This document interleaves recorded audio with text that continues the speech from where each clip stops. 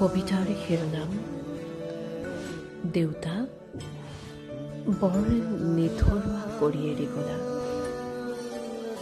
কবি ধ্ৰুৱজ্যোতি। দেউতা বৰ নিথৰুৱা কৰি এৰি গলা। মোৰ জন্মৰ ক্ষণৰ মাৰ অজ্ঞান অৱস্থাত মইতো তোমাৰ কোলাতেই জীৱনৰ প্ৰথম চকু মেলিছিলো, আৰু আজি তুমি মোৰ কোলাতেই জীৱনৰ অন্তিম চকু মুদিলা। দেউতা বৰ নিথৰুৱা কৰি এৰি গলা।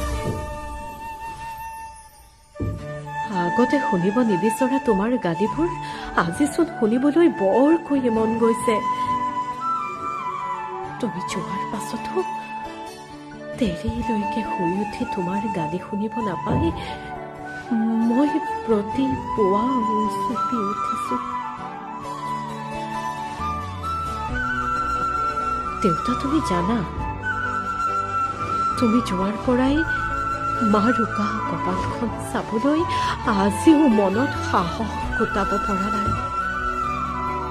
তোমাক ৰাতি মাৰ কান্দোনৰ শব্দ মইচোন আজিও সহ্য কৰিব পৰা নাই। শৈশৱৰ থলুকা খোজবোৰো তোমাৰ আঙুলিৰ ফাকে ফাকে ধৰিয়ে শিকিছিলো।